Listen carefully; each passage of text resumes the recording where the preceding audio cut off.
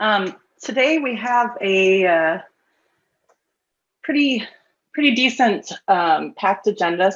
And then I'll dive in with the architecture. We'll go over dashboards and content packs, and I'll show you how to demo those.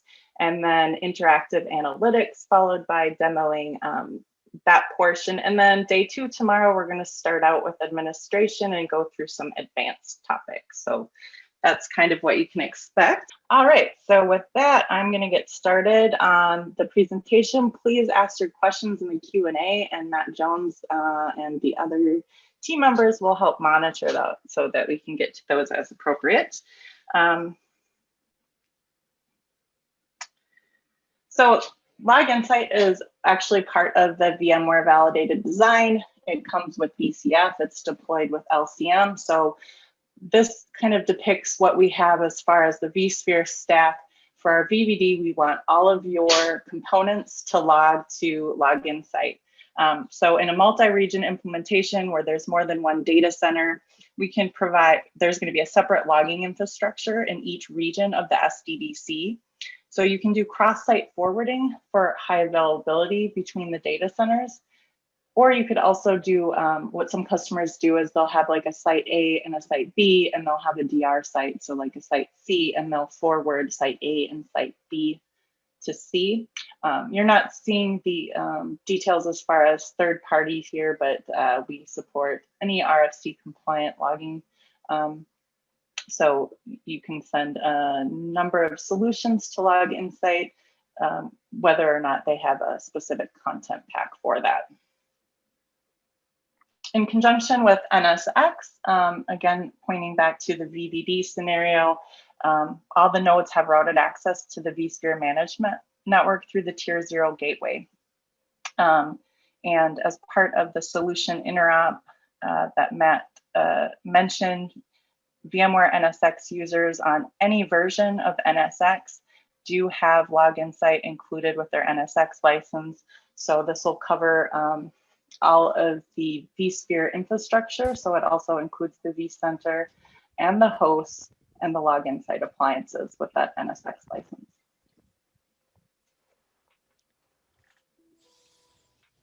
At the look at the architecture, you have all sorts of different ways to get logs into Log Insight. You can use syslog. We now actually, with the 8.2 release, support syslog over SSL. You can also use the ingestion API, which is what we typically use for the Log Insight agents. So if we're looking at, we have all sorts of different applications like Apache, different Linux OS SQL servers where we can actually install the Log Insight agent on the OS instance and have it send to the Log Insight cluster. You can also have selective forwarding. So one of our use cases is to forward events to Splunk, for example, or any SIM solution. So we can filter events and then forward to a SIM solution to help reduce the amount of logs that customers are paying for in their SIM solution. So filtering out only those security and audit events that are required. We can also compress logs for long-term NFS archival. Again, you can do that so that if, say, your online retention is 30 days, you can save them indefinitely on your NFS storage.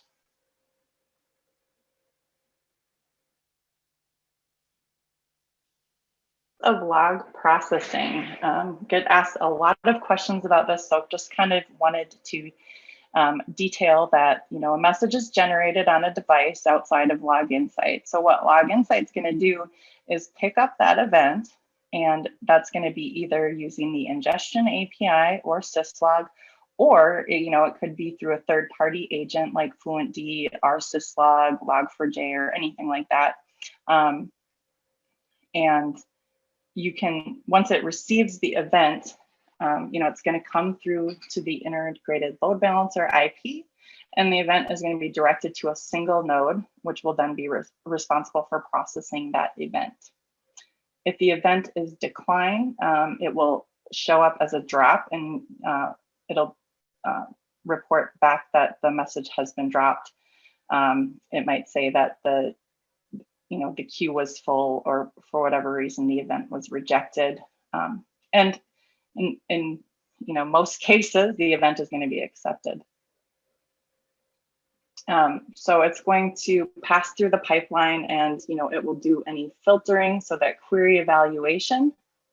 And once the query is evaluated for proper storage, so whether you're using index partition or whatnot, it's going to move to the primary storage, and then from there it will either be archived if you have enabled archiving on a cluster, or it's going to be deleted. So events are deleted automatically when you reach 97% of capacity on a node. This is confusing for some customers because they'll say, well, I set my retention at 30 days.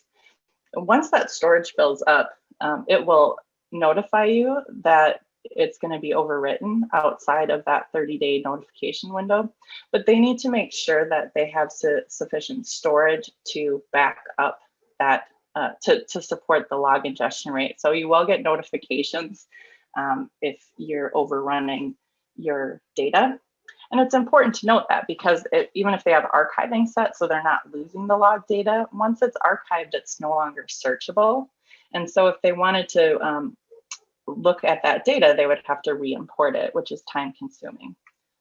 This is an example notification that they'll get saying, hey, you're gonna start rotating logs. Your logs are gonna be overwritten in 6 days and 13 hours. And again, that's just based on the current retention rate. So it's important that they monitor that, and again, add storage as necessary. And we'll get to kind of the sizing in a minute.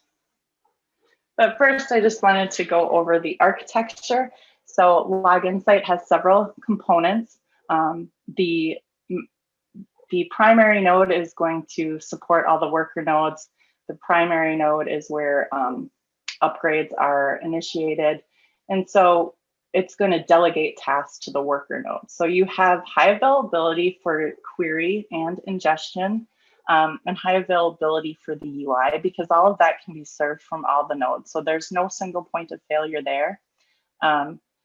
Using the integrated load balancer, it's going to direct traffic to the leader that was elected.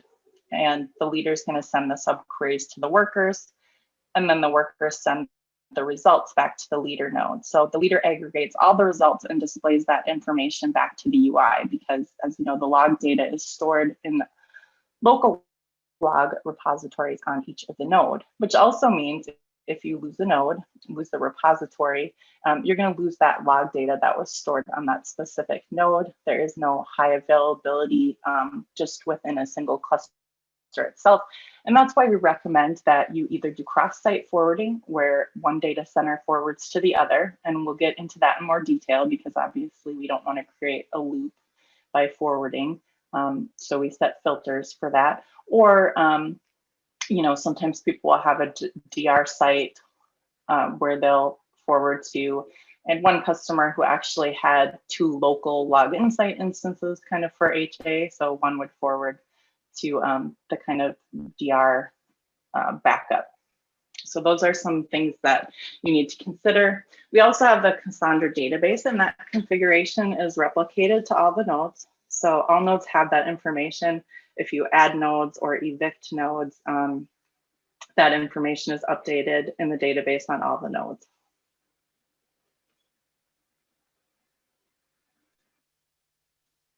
If we get into the sizing, we do have an extra small instance. That is not commonly used even for proof of concepts. We're going to be probably testing to capacity, but that is available. So if you just want to set it up for your own test environment, that might be appropriate. I would say for production environments, you wouldn't want to use anything less than a medium node. And with 8.2, we actually introduced an extra large node. But as you'll see, it's not for any more IOPS or any more connections or events per second, right? It's a larger node, and that's to support customers who have a lot of a lot of queries. They're doing a lot of searches. They might have extensive filtering of logs, and that's to help back those and make that more performant for them. So you can't add, it's still 72 terabytes max storage for the entire cluster, and that's with 18 nodes, because you can have 4 terabytes per node. And the max disk size for the max, you can have 4 terabytes per node, but the max size per disk is 2 terabytes. And if you want optimal performance, you know, you want to figure out your ingestion rate and how much data you need to retain, because there's going to be better performance if you have 2 terabyte disks than if you have, for example, 4 1 terabyte disks, because it's the logs are going to be stored together. It's also better to scale up rather than out. So, you know, if you want, let's say you have a 4 node cluster that's a medium and you need to expand out, we may also want to have customers investigate whether just scaling up is a better option. And that is fully supported. So if you've got a medium node and you want to add additional CPU or RAM, you do need to power the nodes down. So one at a time, you would go ahead and add storage, CPU, or RAM, and then power it back up, and then move on to the next node in the cluster in order to do that. And then end state needs to be all nodes configured exactly the same CPU, memory, and storage. And that includes for storage disk size. So you don't want to add like 500 gigs to one, or 500 gigs to one, and then, you know, 1 terabyte to the other, just for supportability reasons. Yep. We have a question from Paul that says, what size and shape are the IOPS? The size, typical log message is 220 bytes. So that's kind of what it's based off of. So, you know, it will vary a little, but it's going to be somewhere in that range. Cool, thanks. Log insight calculator that we have posted, it's a KB right now. Really trying to get the web sizer published. There's a current bug in the Excel spreadsheet sizing calculator where it doesn't go beyond 3 nodes. So I guess if you ever do need assistance with sizing your customer's environment, we do have a Slack channel, Ask LI Engineering. And if you need to set up time to size your customer environment, that might be the way to go in the interim until we have the web sizer. Again, you can size the environment smaller to start. Some customers have no idea of their ingestion rate, or maybe they know their current ingestion, but they want to add a bunch of logging sources. So maybe they want to add storage and network devices. They can, you know, scale up and out as required if they don't have any clue on their ingestion. We try and get that information as part of the POC so that when they do move to production, they can size appropriately for how long they need to retain logs, et cetera. Some other integration maximums I just wanted to touch on. Log Insight supports 1 instance of vRLI's Operations Manager. That, you know, there's no way to configure it otherwise, right? As far as vCenter servers, it can handle 15 vCenter servers per node.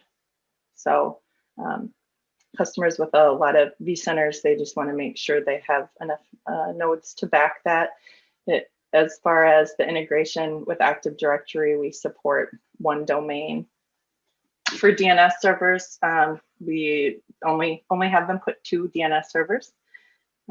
We have something that I can verify, you know, if that's slated to be fixed, but if you add more than 3, it doesn't recognize any.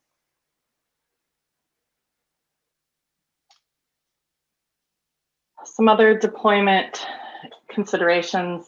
So we have the now 5 sizes with the introduction of the extra large appliance, and all of those appliances by default are going to come with a 500 gigabyte disk.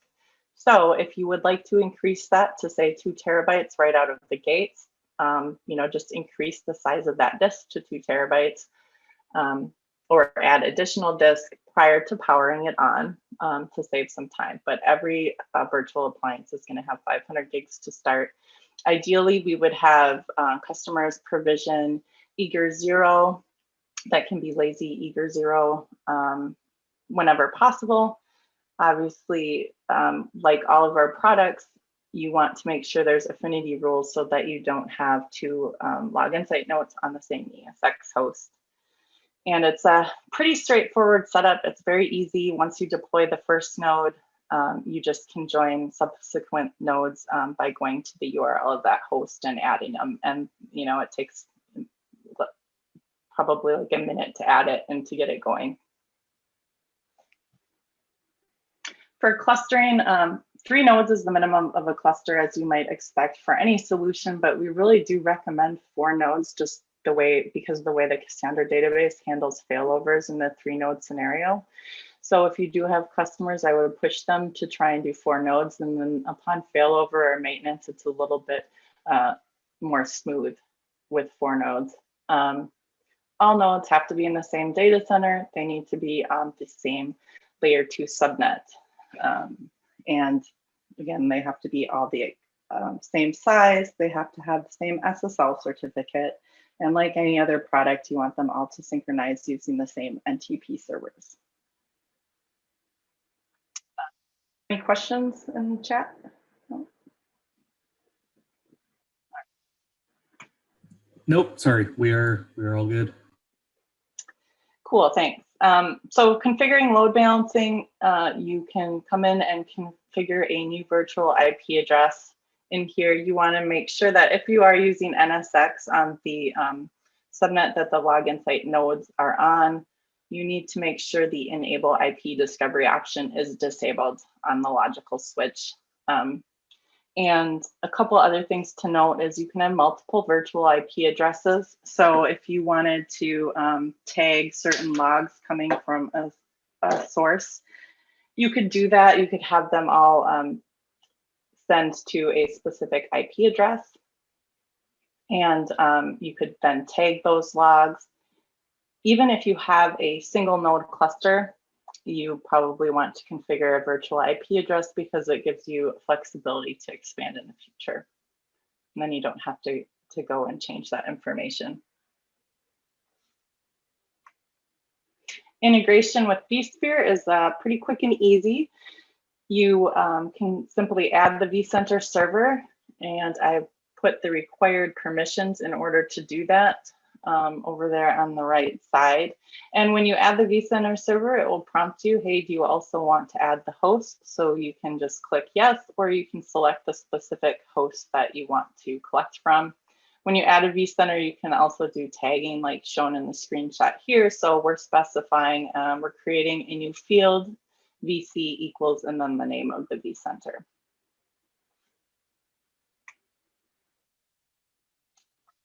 And with vRLI's Operations Manager, you can integrate based on the name and the IP, but I highly recommend they're using DNS for the environment, and they can point that to the VIP for the vRLI's operations environment. And if they do enable the launching context so that they can go from login site to vRLI's operations, you need to make sure that they provide a credential that has administrator permissions.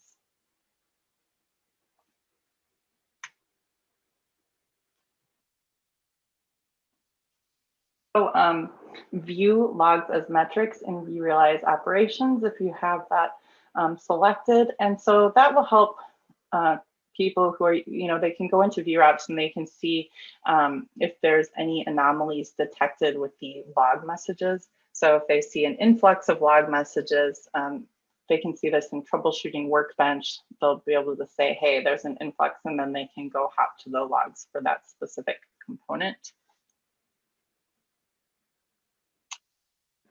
That sums up the overall architecture. So I don't see anything in the Q&A.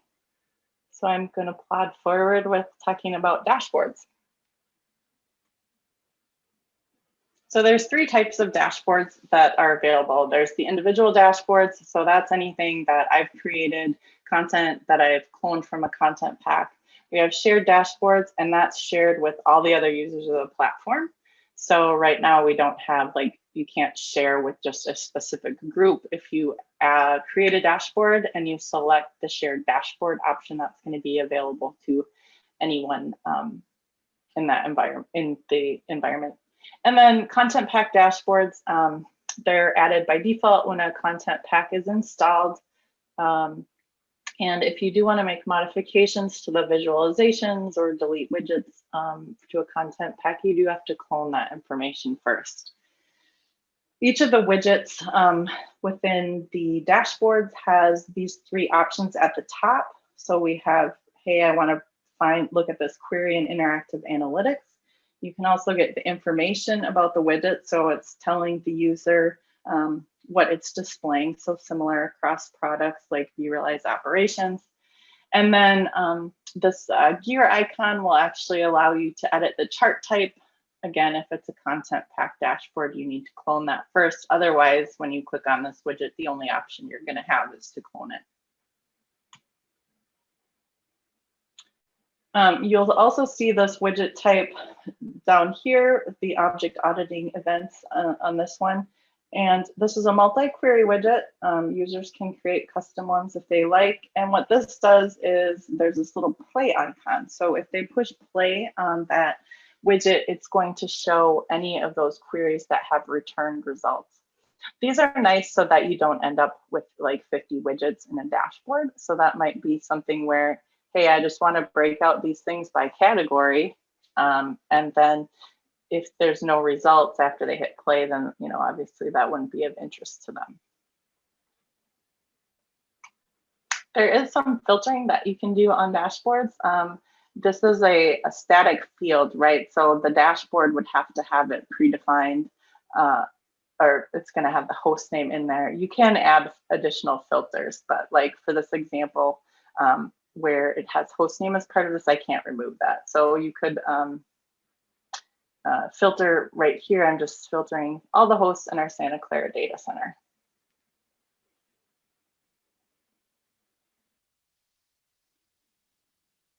URL dashboard sharing.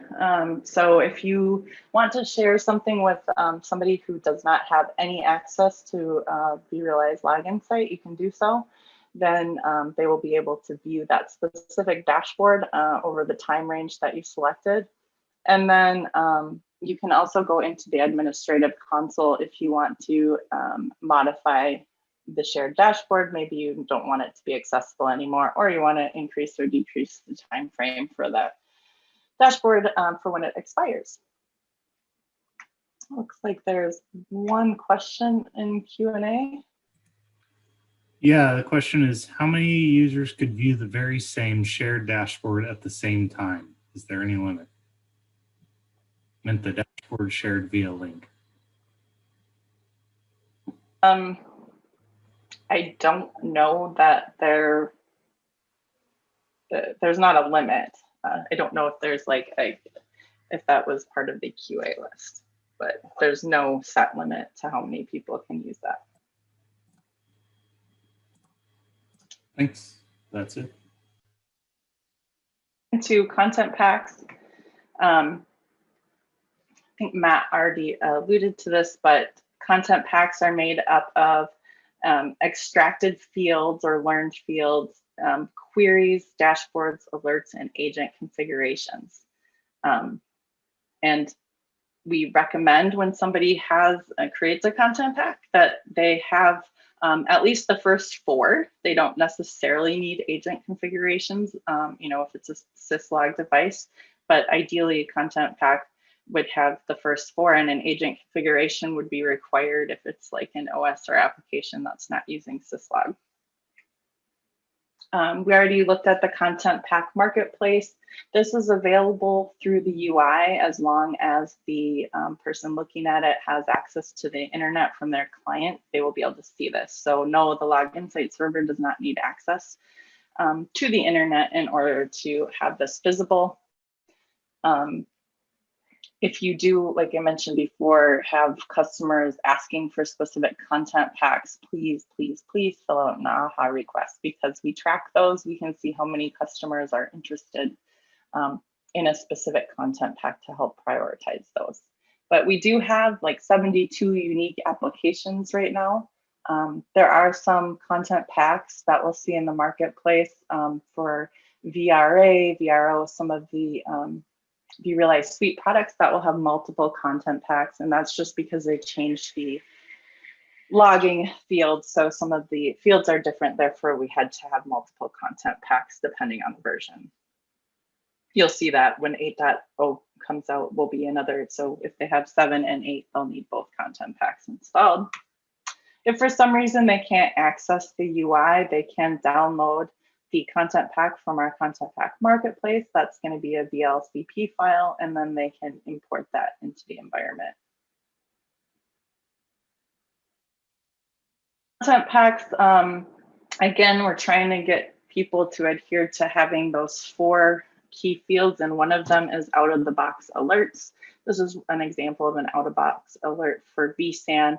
And if I want to see the search results, I can actually click on it and it will bring me into the UI. Again, it's filtered for the time range that the alert occurred, and I can see the details on that. We also have community supported content packs. So this is something that Yogita and our PSO org created for VCF. The VCF appliance, the SDDC manager, actually comes with the login site agent pre-configured, and she has created these customized dashboards to highlight that. So this is available in the code.vmware.com.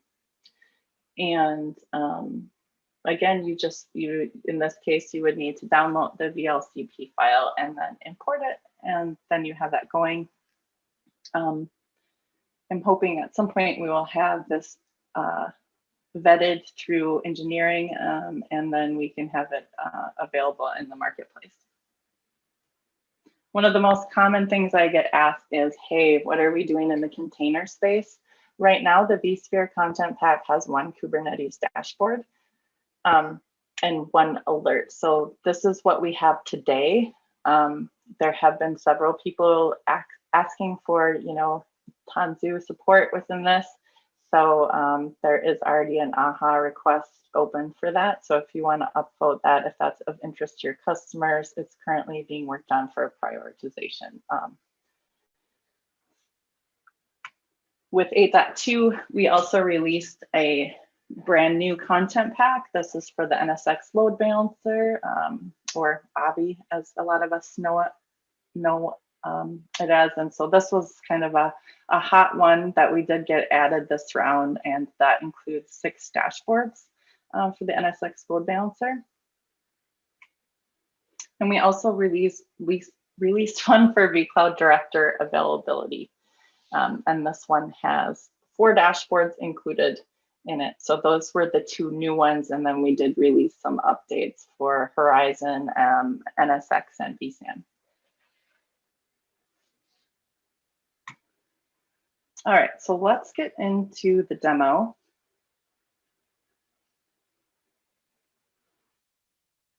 For you who aren't aware, we do have all of our demos are at fielddemo.vmware.com.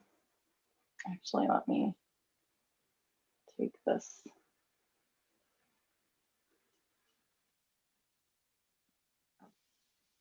So this will bring you to, the automation demos, operations demos. We have several offline demos. But if you want to use the online demo environment, you can come into here and click into vRLI's login site. We're using VMware Identity Manager, so you want to log in using Identity Manager. If you do get prompted for the domain, you want to make sure that you're choosing VMware.com. So VMware employees have access to this through their standard credentials. All right, so we have several dashboards, content packs installed in field demo. Now, some of these were added by people other than the TMM org, people who had too many rights. So please don't install content packs. You shouldn't have rights to do that, but if you do, because when someone's trying to come in here and demo, there might show something that doesn't have any data because we don't actually have logs for that. So we will always have content in the Apache CLF. We do have agents installed there. We do have Microsoft Active Directory content pack installed. And I always like to show in a demo some VMware products, but also show, hey, if it's not a VMware product, we can still get logs from that. And we have several out-of-the-box content packs. We do have Yogita custom content pack for VCF. So we're sending logs from our VCF environment there. We have NSXT logs if you want to show that. So just kind of cater to the applications that the customer has in their environment. And then as a pre-demo step, always make sure you come in here and make sure that the content's good and valid. But like I said, we have like the SRM content pack installed. We don't have logs going there.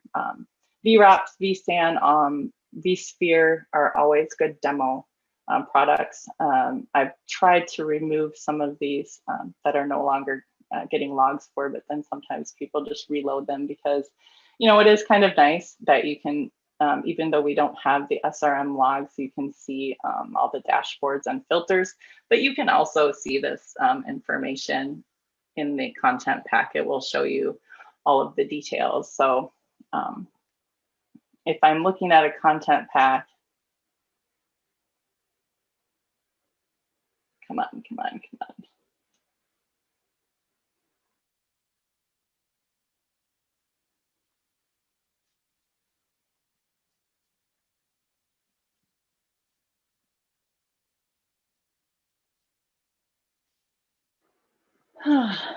The joys of live demos, right?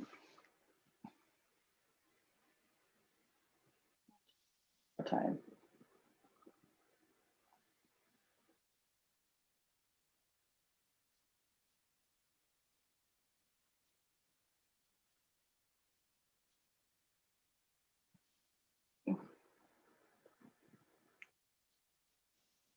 Why that's not showing up.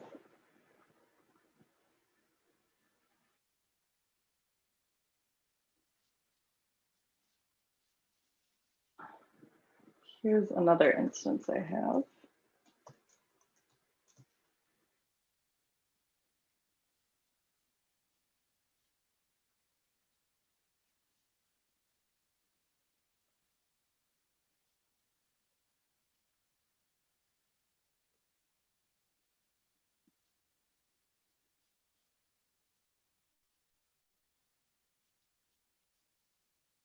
To see what all the details for a content pack that's in the environment, I can see all the dashboards, queries, alerts, and agent groups, and all the extractive fields that are included as part of that content pack in this content packs tab.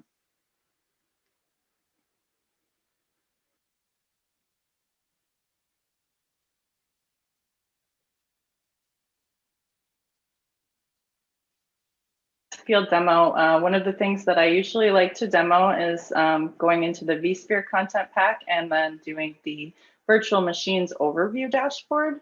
And the reason I like this is because there's a lot of widgets on here, and this is only catching it over a 5-minute period. But if we filter based on the day, you'll see a lot of events in there. So this looks pretty cool. And then we also have these relevant, we have this multi-query widget that you can click play on.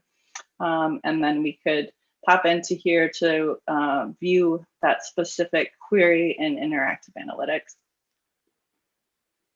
And this is nice because we can come in here and see all of the VM events. So this is showing you everything that's been cloned or deployed.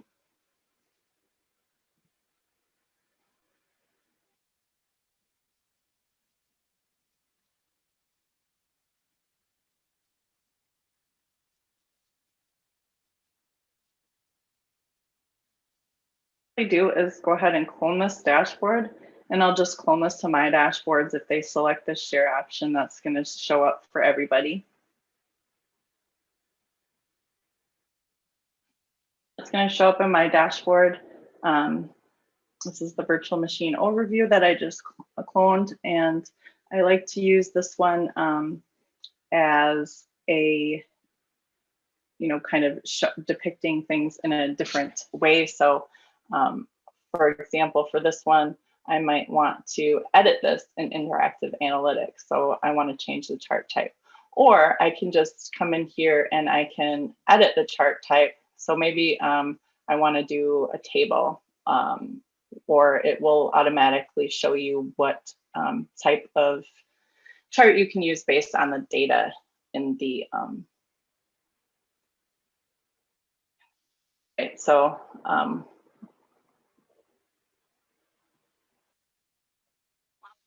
do for something like this is change it so that it's actually showing the data kind of in a table instead. So instead of doing this as a single value, I might want to group by the VM name and have the VC username, for example.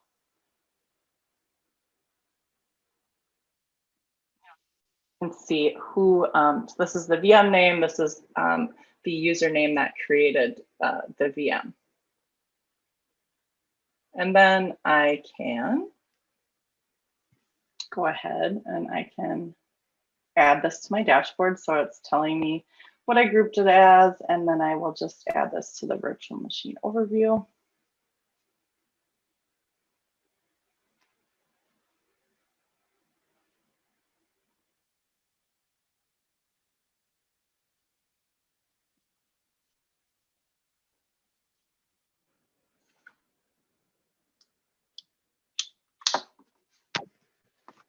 Can you guys still hear me okay? Yep. Okay, I just wanted to make sure. I had to swap out my headset. So yeah, that's a good example for one to clone. They can also come in here and delete widgets. Like sometimes there's a filter where you're never going to get hits on a content pack dashboard just because of the nature of the customer's environment. So you could go ahead and remove dashboards. Now, a lot of customers are like, well, there's no content pack for X application. That does not mean that Login Site doesn't support it. It just means that we haven't done the legwork on providing those out of the box queries, which is very important, and people appreciate that, but that doesn't mean you can't look at the log information and create your own dashboards. And so what I did is created a TKG dashboard. And so this I shared among all of Field Demo. And if I pop over into interactive analytics, you can see, I'll show you how I kind of came up with this. So all of these blue fields are, extracted fields within Login Site. So I knew that the VC event type for this TKG was the vSphere K8. So I'm just filtering any event types with this. And then in looking at the log data, I could see different events that I wanted to filter on. And so if I'm doing something for TKG, I start out my filter is just going to be, hey, this VC event type exists. So if you can find out that for the application, that's helpful. And then I can come in here and group by a number of different things. So I can group by, include the event reason. And all of this is making up the charts that I have back in my TKG dashboard. So even though this content wasn't out of the box, by just looking at an event from one of the hosts that has TKG on it, I'm able to get all these learned fields or extracted fields that I can then use to create interesting dashboards.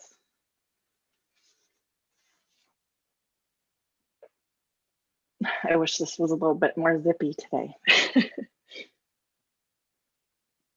But as you can see, I'm just filtering based on namespace, event reason. If we did have it actively creating pods, it would give that information as well. And then if I wanted to share this information, I can just do the shared dashboard URL. It'll generate it, and then I can copy this. And I know the question was asked how many people can use that. I mean, you could send it to, I can try and see if there's any limitation, but I don't see why there would be.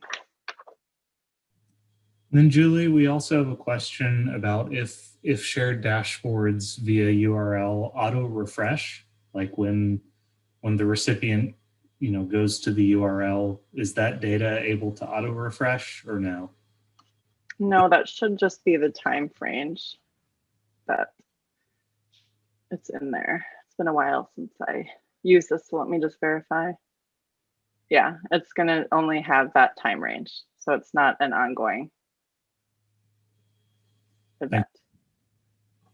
And this is for troubleshooting typically, so there's a reason why we don't have that auto refresh of, again, if you think that's important to your customers, that might be something for a feature request, but I think the vast majority would prefer that it's locked down for a period of time.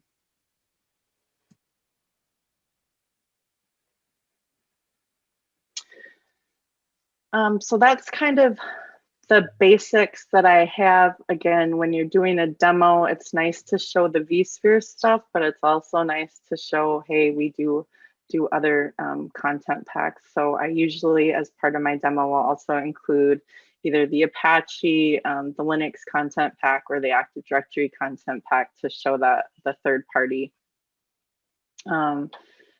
resources we have available. So with that, I mean, if you have any questions specific to dashboards or content packs, you can go ahead and put them in the chat. Yeah, there's one that says, did you put any agent in the Kubernetes cluster to get those metrics? Yes, that's using the FluentD agent.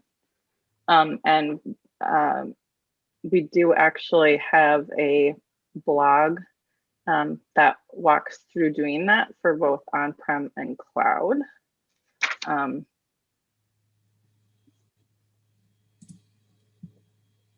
Perfect, thanks. Yep. I'll include that as part of this deck, the links to the blog. All right, so getting back to the demo, I did just kind of summarize the things that I covered during the demo, so you just have a quick hit list of things that you might want to show. Now we're going to get into interactive analytics. So interactive analytics is going to show you details on the log event. So it'll always have the timestamp and the source. And that's the source of where it's coming from. And sometimes that might be an IP, or if you have DNS configured, that can be a DNS name. And then I'll have the raw text of the event. And so I'm considering that that's not going to be necessarily a field, but it's going to have information in the log message. And then those fields I showed you earlier, kind of the highlighted blue fields, are fields that have been learned or extracted. So Log Insight is using machine learning. So when an event is ingested, it's gathering information and clustering similar events.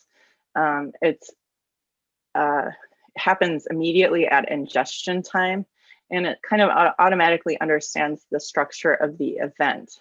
Again, all of these blue fields in here are, I'll show you in the demo, but when you highlight over it, it will tell you which event that pertains to. As part of the machine learning, you'll see this on the events tab in interactive analytics. So it's grouping similar events. So they're not the exact same event, they might be a different host, but the events have all been grouped together because they're the same type.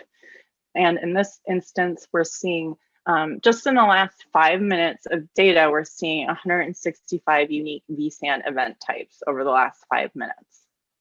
And then we'll see these similar events are grouped together. So instead of just seeing these same messages over and over again, you can kind of go, okay, I want to dive into this specific type of event. And that's where the event types tabs is really informative. And I frequently use that when I'm trying to troubleshoot an issue versus the events tab here, which is just showing events as they come in. Within interactive analytics, you have several options to change the visualizations. You can match all or any of the events. You can use filter options. So as I showed before, you know, if you're just doing an app name, you could do just exists. So I only want to see log messages where this field is present, and then you can further filter out those logs. By default, it's going to be the last 5 minutes of data. So if you want to see more time, you can do a custom range, or you can choose the predefined intervals of like an hour, 12 hours, 24 hours. And then you have these options here to favorite a query. If I favorite a query, it's going to show under the star icon in interactive analytics, so I can quickly retrieve that information. If I want to create a custom dashboard or add to a dashboard that I have, I can add that dashboard. I can export logs, and I can create alert from a query, or this is also, this little alert icon is where I would come in to get an alert from a content pack alert. And we'll get into that in the demo. Calculate based on a numeric function. So for the example we usually use here is the Apache CLF content pack, because it has this extracted field for response size. And so if we choose the sum of that, we can see the sum of the response time over time. And again, this is the log message that we have, and we'll see the response size. If we hover over the response size, it's automatically going to highlight the value in the log message. You can also extract fields. Log Insight is really good at learning fields, and we have a lot of content packs that have extracted fields. So if you look at a vSphere log, for example, chances are you're probably not going to find much to extract from there because it's already been done for you. And you know, you might not have any values that aren't defined for you.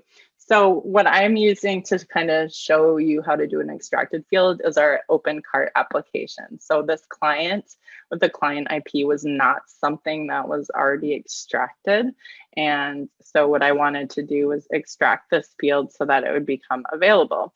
And when I click on extract that field, it's going to automatically give me this regex value for the data that I've selected. And in my case, it's saying, okay, so the pre-context is the word client. And then it had this post context, which I think might be an RPC port number or something to that effect. But this is what it suggested. And if I selected that and I didn't evaluate what it was automatically doing for me, I might not have realized that, hey, I don't want to append this number here because it's going to be different based on you know, I just want it to be specific to the client. So I don't want this additional filter. So when you do when it populates the regex for you, just make sure you evaluate it to make sure that that's what you're looking for. So in my case, I was not looking for that string to be included. So I just removed this string. And so it's just the pre and post text with that regex. This is the regex for the IP. I didn't have to do anything or enter that. It automatically knows that information because it recognizes it as an IP address. So what that's allowed me to do is then I can filter my log data based on the OpenCart client IP address. So I'm just looking for all logs where this exists. I will now see this as an extracted field so that when I hover over it, it's going to show me the client IP address. If you look over on the right side, this fields, it shows you all of the fields available for the time frame and the filter criteria of the log message. And so then I see my OC client is there. And if I click on this, it's going to show me that there's 4 unique clients that are showing up in the log data. So that might help me troubleshoot a specific issue. any questions relevant right now, Matt? I see 3 in there. Yeah, we have a few. So one is there an option to use code to customize the query and or dashboard? Code. No, no, all the customization for the dashboards is based on queries. And I don't think we have anything like in the API that would do that. I guess I would be curious on what the use case is for that. Maybe if I understood it a little bit better, I could have a better answer. So I don't know if whoever asked that, if you just want me to shoot me the specifics offline, and I can either get you to the right person or see if that's an option. Okay. So it looks like the follow-up on that just came in and talks about, you know, we said the advantage of Log Insight over something like Splunk is the intuitive UI versus kind of code-based querying. Well, what if I really like the customized capability I have using using code in Splunk, which I actually do, is what this person says. Oh, okay. Let me take a closer look at that, because the way Log Insight works is, and the intuitiveness of it is, it's automatically learning and extracting these fields as it ingests logs. So while it's not code, I've been hard pressed to find something, especially where we have a content pack that didn't already have information. But let me dive into that a little bit more to understand the use case. Okay, thanks, Julie. And then we've got a question from Kim that says, how does the FluentD agent compare to the standard Log Insight agent? Is it able to add metadata to events, pre-extract fields, etc.?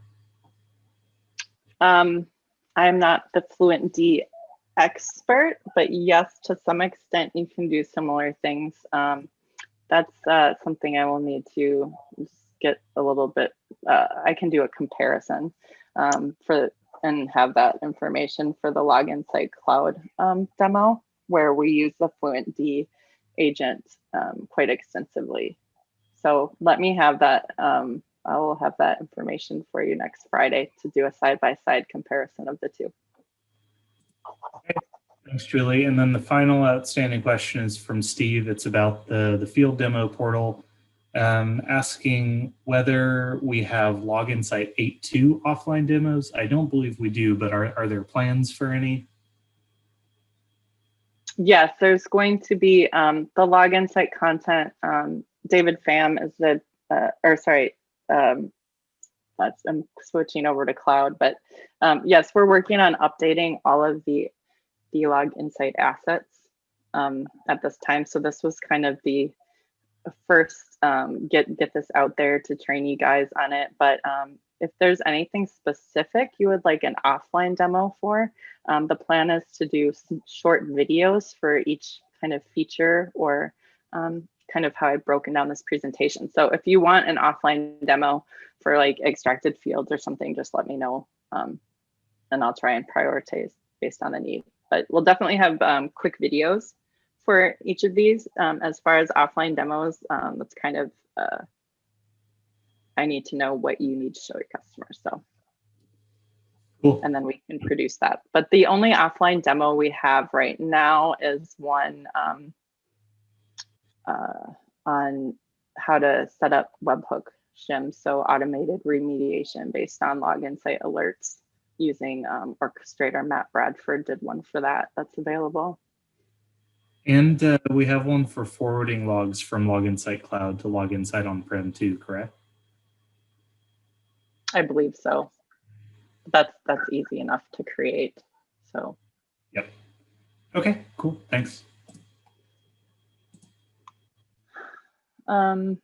So one more thing that's available through the interactive analytics, or not one more thing, there's 2 more things, but we have alerts. So you can create an alert from a query. So that would be something maybe that you're customizing, but also if you want to manage alerts that are part of content packs or that were previously created, you click on the alert tab and select manage alerts, and then you can select which ones you want to enable.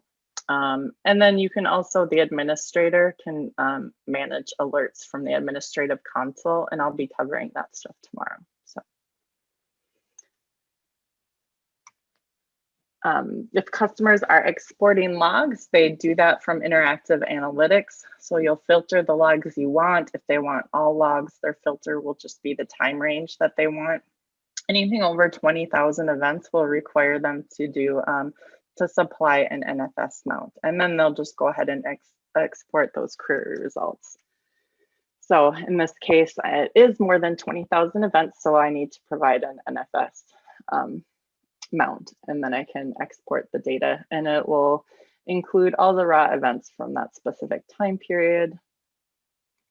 And then once I've exported the data, if I'm an administrator, I can come in and I can see the status of the export. I can stop that information. If I click over the eye icon, it will actually tell me the query that was used in the export.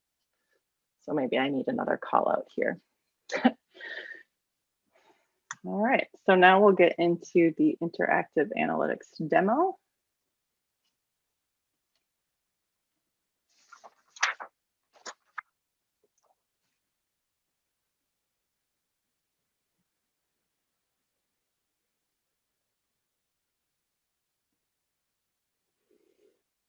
So the first thing I usually go over is the tabs that we have down here, the events, the field table, event types, and event trends. So again, events are just the raw events. This is the tab that you need to be on if I want to extract fields. So to do that, I would just highlight the field and hit extract. This is also the tab that you need to be in to open analysis and vRLI's operations manager. Of course, I'm not logged in.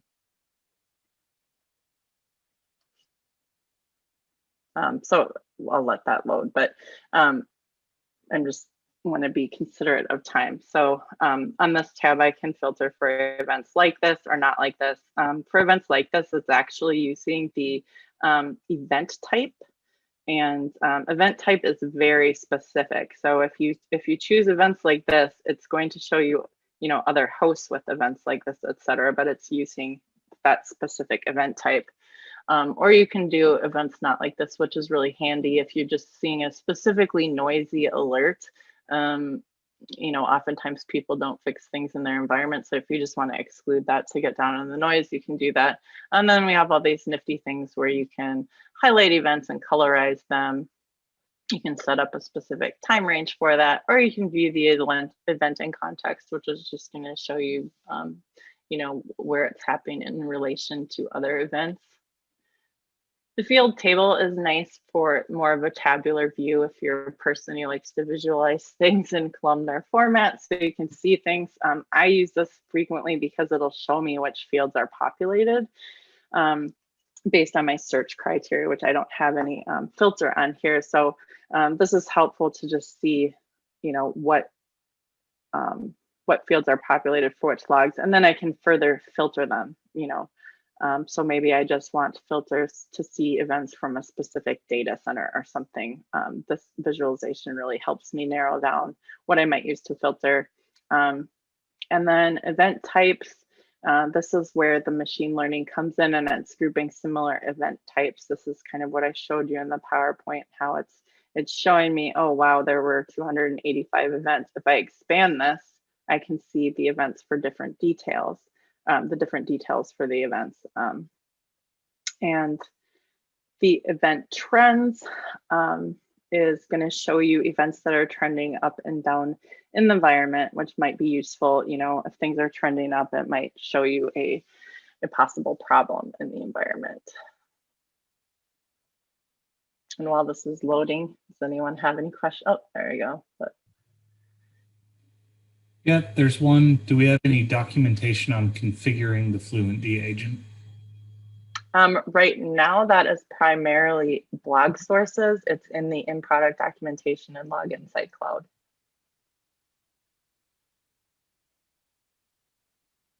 So yes and no, you can get the information on configuring FluentD for on-prem and cloud for containers for TKG, but that's something that we'll need to get more information to you. So that's definitely on the top list of what we need to get out there in the in-product documentation, or the product documentation rather, for Log Insight on-prem.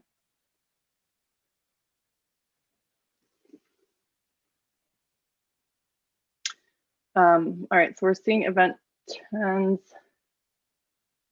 Okay, and because I don't have a filter on this and it's just showing me all the information, you know, it's probably typically you would have some sort of error message or something. So let me, we're just going to do it and add a filter contains error.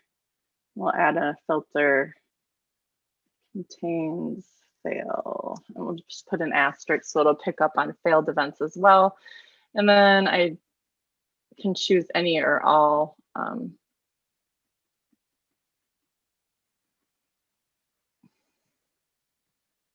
Come on.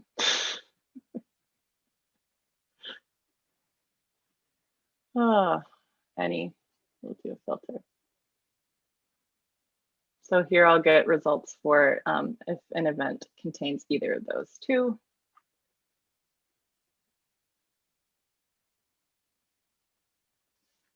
Make sure Dave knows I need to increase field demo to 64 gigs of RAM and 32 CPUs. All right, so if I expand on any of these, again, I will just get all the events. And again, on these extracted fields, if I hover over them, it will give me the value for that field, right? And when you're just kind of messing around in the interface and trying to familiarize yourself with it, this is important because you're seeing all these fields. Well, then I can start filtering on these, right? So I could filter based on log type.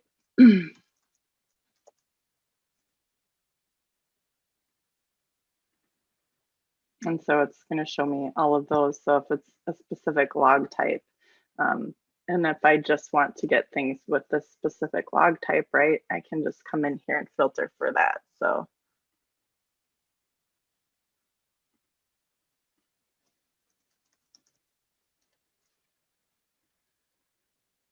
helps if you can spell.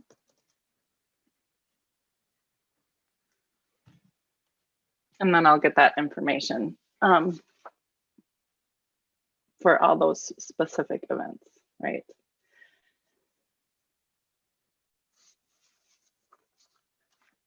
And then by default, it's going to always show the count of events.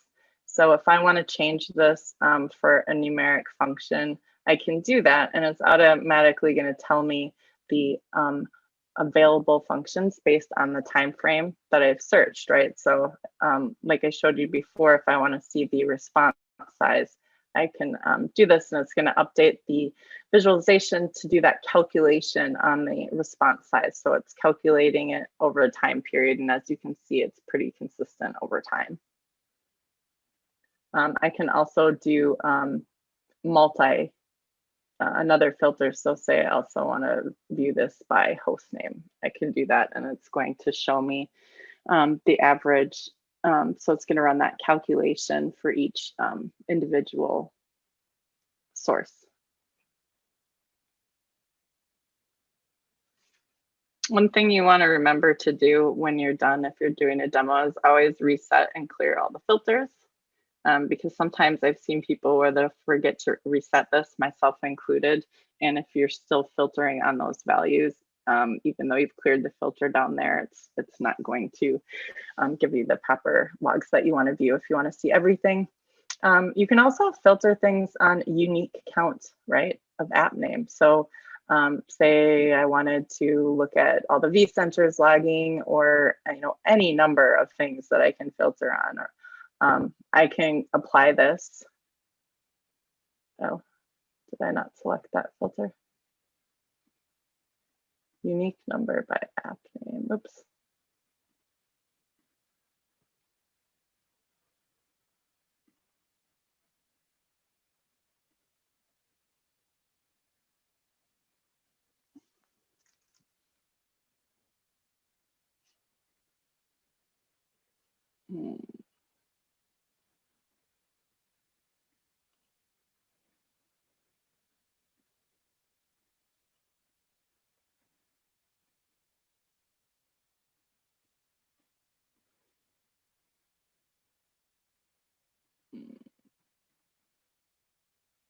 let me.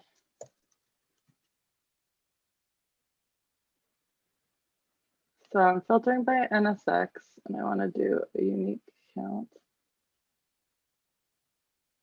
Sorry, I must have missed something in there. So I'm filtering by NSX and it's going to show me the unique count of app name. Well, in that case, then I better also group by app name, right? Otherwise, the visualization is not going to make much sense. So I'm getting the count of overtime by the various app names in NSX. And then, you know, you can change the chart type. Again, it's just going to tell me what options are available. It's kind of groovy. Or table, right? So maybe I like this and I want to add this to a dashboard. So I could do NSX by app name.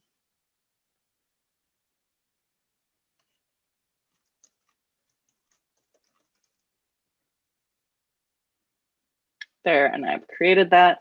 I could also take a snapshot. So similar to doing a shared URL dashboard, I can take a snapshot of this specific query. So if I'm doing a lot of different queries for troubleshooting purposes, and I want to snap back to this, the nice thing is it's going to do that for the time range. So like if I found a specific error message during that time, it's going to show up again in the snapshot.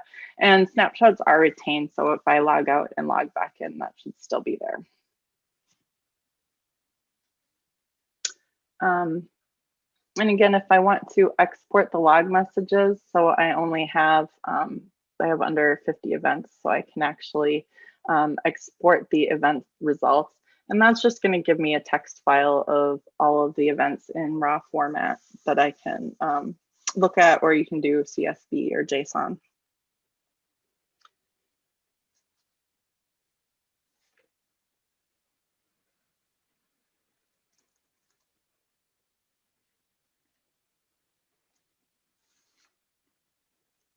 One thing that sometimes I'll demo is a user gets added to the domain admins because that's not a default out of the box alert. So I'm just going to search for that in here. It's going to show me these specific events for domain admins, and I'm going to search for the one that actually shows the information on the user that was added. So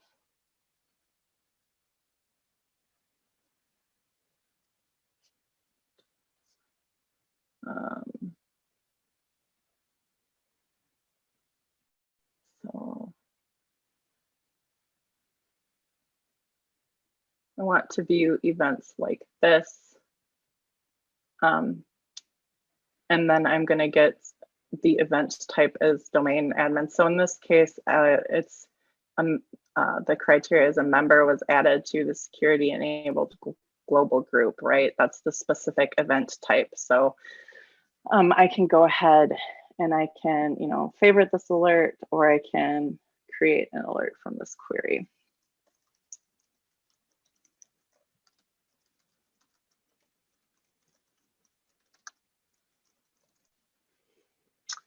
So my options for notification are email, so I can send this to myself or to a group. You can use webhooks, so maybe I wanted to do like a Slack notification or something like this, or I can send that information to vRLI's operations manager. You can raise an alert on any match or over a specific time frame. Sometimes you'll get really chatty alerts, or alerts like, say you get a bad login attempt, and that in and of itself, you don't want to get an alert on, but maybe I want to say, well, if I get, you know, if I was filtering for that bad login attempt, that's an instance where I might want to say, hey, if it happens over a certain time period, more than a certain amount of times, like, hey, account gets locked out after 5 bad attempts, for example, maybe I want to get an alert based on that. So that's when you would use something like this for something that's going to take more than one alert, or sorry, one log message that has a concern to be a problem. So anyways, I can save that custom alert. or I can manage the alerts. So this is going to show me all of the alerts configured in the environment. And then I can enable them. So, you know, we've got the vSphere alerts, and it's going to tell me whether what type of alert is, if it's generated from a content pack. So then I can just select all the ones that I want and enable or disable them.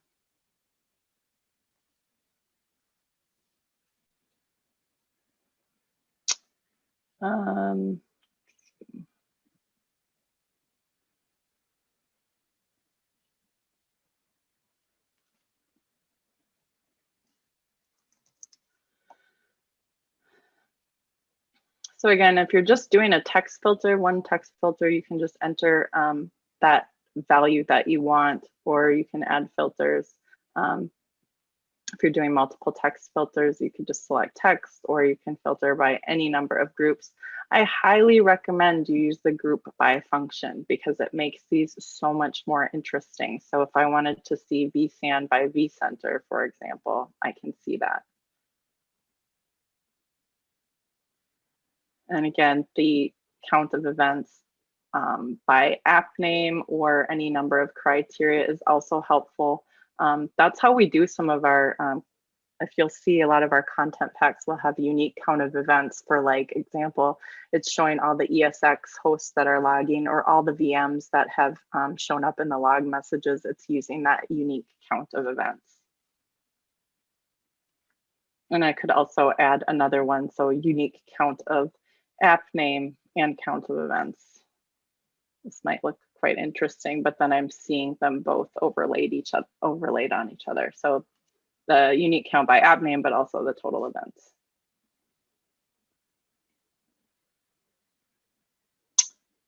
Oh, and then I'm going to reset this. So the extracted field that I did earlier, again, that was based on our MOAD logs. And the reason I use that one is just because it doesn't have a lot of, it's a custom map, so it doesn't have a lot of extracted fields. So you could come in here and you could extract specific fields, like you obviously want to choose something that's not already extracted, which, as I mentioned, can be difficult because like almost all of this information is in there. But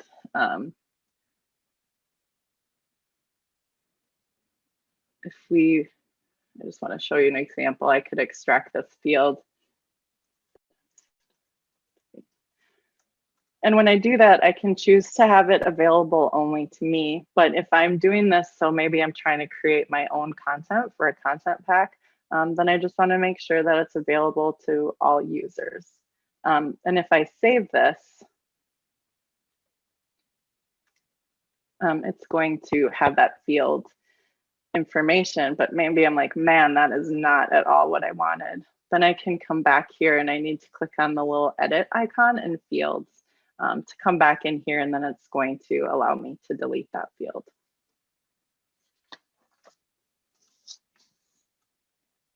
Let's see. And I would just come in here and delete that.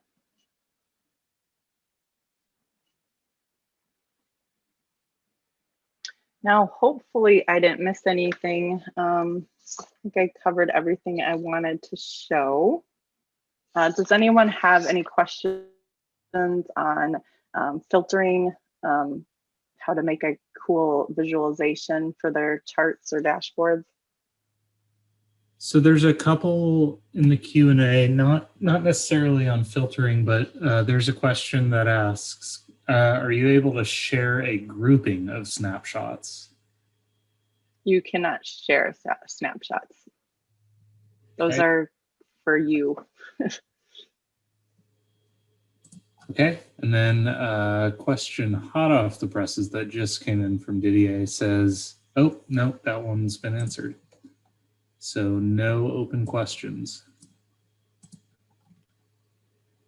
Okay, so just, a couple of reminders, making sure you reset filters if you're using them, showing lots of different searches, the fact that you can add filters and use any or all, that you can favorite, add to a dashboard, create alert, or export specific log messages. Favorites are actually shown in here if you want to click on those. Make sure you set the appropriate time range. Oh, and one thing I should say in field demo, I just added some more storage, so we should be able to retain logs a little bit longer, but there was a time period where we were rolling over logs so quickly we only had 5 days of logs. So hopefully that's mitigated, but if you're doing a custom range, so if you're searching for 30 days of logs, in field demo we're not going to have that, just so you know. So the max search I usually do is 5 days. Now we should easily get by. You should be able to see 7 days, but those searches take a long time. So for demo purposes, if you can limit it to 24 hours or less, that will help you return results faster. And if you saw for most of this demo, I was just leaving it at the default 5 minutes of data.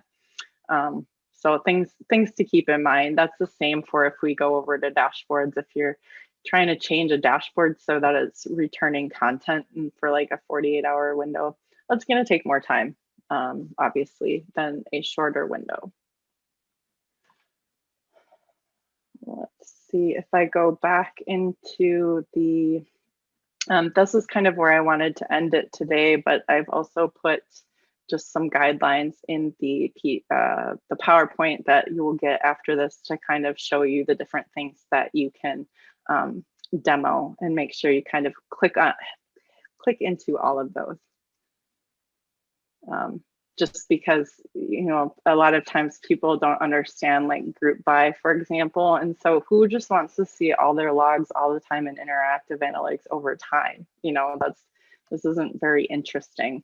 But if we can group that by, especially once we have a filter, like whether you're looking for NSX logs or Active Directory logs or something, it just makes it a lot more valuable. Otherwise, sometimes, just seeing all the events over time isn't really exciting or useful. So we have about 8 minutes left, and I can stick by afterwards. So if you have any questions specific to what we covered today, that would be awesome. We are going to start off tomorrow with administration, and then we'll get into some of the advanced features, which include, we'll go over agents tomorrow, custom content, so how you actually would create your own content pack, and importing logs. So stay tuned on that stuff for tomorrow, but otherwise throw your questions in chat. Yeah, no outstanding questions, just a feature request that Trey was shouting out. So that's it. Trey, aha. No.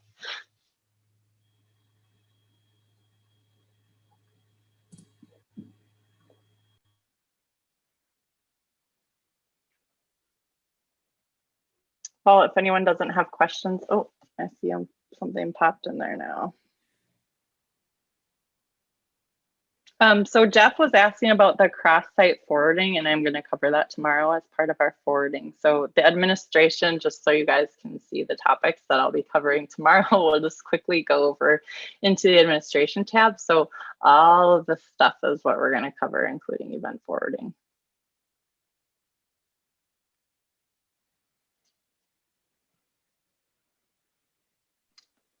All righty. Anything else?